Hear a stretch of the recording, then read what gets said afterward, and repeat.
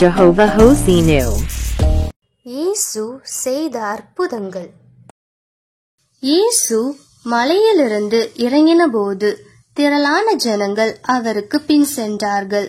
அப்பொழுது குஷ்டரோகி ஒருவன் வந்து அவரை பணிந்து, ஆண்டவரே, உமக்கு சித்தமானால் என்னை சுத்தமாக்க உம்மால் ஆகும் என்றான். இயேசு தமது கையை நீட்டி அவனை தொட்டு, எனக்கு சித்தம் உண்டு, சுத்தமாகு என்றார். உடனே குஷ்டரோகம் நீங்கி அவன் சுத்தமானான். இயேசு அவனை நோக்கி, இதை நீ ஒருவருக்கும் சொல்லாதபடி எச்சரிக்கையாயிரு. ஆயினும் அவர்களுக்கு சாட்சியாக நீ போய் ஆசாரியனுக்கு உன்னை காண்பித்து மோசே கட்டளையிட்ட காணிக்கையை செலுத்து என்றார்.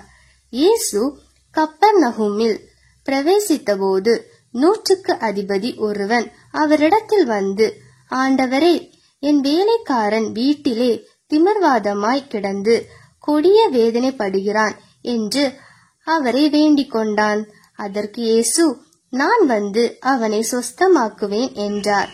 100க்கு அதிபதி பிரதியுத்தரமாக, ஆண்டவரே, நீர் என் வீட்டிற்குள் பிரவேசிக்க நான் பாத்திரன் அல்ல. ஒரு வார்த்தை மாத்திரம் சொல்லும், அப்பொழுது என் வேலைக்காரன் சொஸ்தமாவான். நான் அதிகாரத்திற்கு கீழ்ப்பட்டவனாயிருந்தும் எனக்கு கீழ்ப்படுகிற சேவகரும் உண்டு. நான் ஒருவனை போவென்றால் போகிறான், மற்றொருவனை வா என்றால் வருகிறான். என் வேலைக்காரனை இதை செய் என்றால் செய்கின்றான் என்றான்.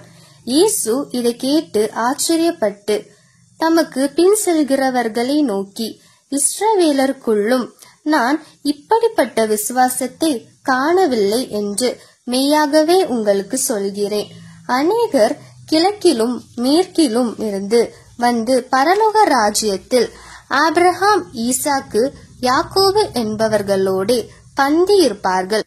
ராஜ்யத்தின் புத்திரரோ புறம்பான இருளிலே தள்ளப்படுவார்கள். அங்கே அழுகையும் பற்கடிப்பும் உண்டாயிருக்கும் என்று உங்களுக்கு சொல்கிறேன் என்றார். பின்பு இயேசு 100க்கு அதிபதியை நோக்கி, நீ போகலாம், நீ விசுவாசித்தபடியே உனக்கு ஆக கடவது என்றார். அந்த நாளிகையிலே அவன் வேலைக்காரன் சொஸ்தமானான். இயேசு பேதுருவின் வீட்டிலே வந்து அவன் மாமி ஜுரமாய் கிடக்கிறதை கண்டார். அவர் அவள் கையை தொட்ட உடனே ஜுரம் அவளை விட்டு நீங்கிற்று. அவள் எழுந்திருந்து அவர்களுக்கு பணிவிடை செய்தாள். அஸ்தமான போது பிசாசு பிடித்த அநேகரை அவரிடத்தில் கொண்டு வந்தார்கள். அவர் அந்த ஆவிகளை தமது வார்த்தையினாலே துரத்தி பிணியாளிகள் எல்லாரையும் சொஸ்தமாக்கினார்.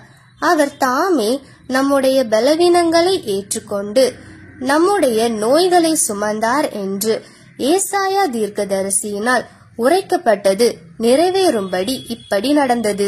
இயேசு அக்கரையிலே கெர்கேசேர் நாட்டில் வந்தபோது பிசாசு பிடித்திருந்த 2 பேர் பிரேத கல்லறைகளில் இருந்து புறப்பட்டு அவருக்கு எதிராக வந்தார்கள்.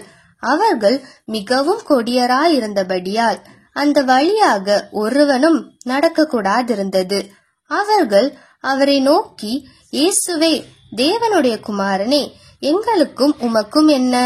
காலம் வரும் முன்னே எங்களை வேதனைப்படுத்த இங்கே வந்தீரோ என்று கூப்பிட்டார்கள். அவர்களுக்கு கொஞ்சம் தூரத்தில் அநேகம் பன்றிகள் கூட்டமாக மேய்ந்து கொண்டிருந்தன. அப்பொழுது பிசாசுகள், நீர் எங்களை துரத்துவீரானால் நாங்கள் அந்த பன்றி கூட்டத்தில் போகும்படி உத்தரவு கொடும் என்று அவரை வேண்டிக் கொண்டன. அதற்கு அவர், போங்கள் என்றார். அவைகள் புறப்பட்டு பன்றி கூட்டத்தில் போயின. அப்பொழுது பன்றி கூட்டம் எல்லாம் உயர்ந்த மேட்டிலிருந்து கடலிலே பாய்ந்து ஜலத்தில் மாண்டு போயின. அவைகளை மேய்த்தவர்கள் ஓடி பட்டணத்தில் சென்று இந்த சங்கதிகள் எல்லாவற்றையும் பிசாசு பிடித்தவர்களுக்கு சம்பவித்தவைகளையும் அறிவித்தார்கள்.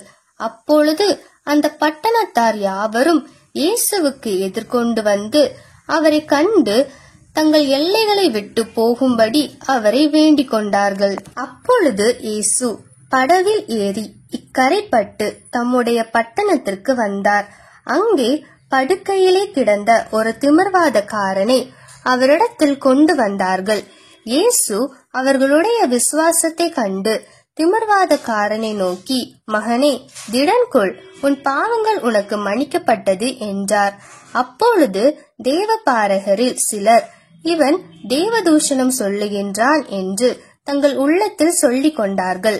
இயேசு அவர்கள் நினைவுகளை அறிந்து, நீங்கள் உங்கள் இருதயங்களில் பொல்லாதவைகளை சிந்திக்கிறதென்ன? உன் பாவங்கள் மன்னிக்கப்பட்டது என்று சொல்வதோ எழுந்து நடவென்று சொல்வதோ எது எளிது?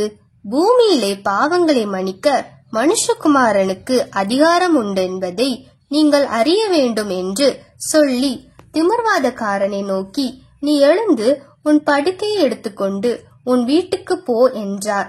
உடனே அவன் எழுந்து தன் வீட்டிற்கு போனான். ஜனங்கள் அதை கண்டு ஆச்சரியப்பட்டு, மனுஷருக்கு இப்படிப்பட்ட அதிகாரத்தை கொடுத்தவராகிய தேவனை மகிமைப்படுத்தினார்கள்.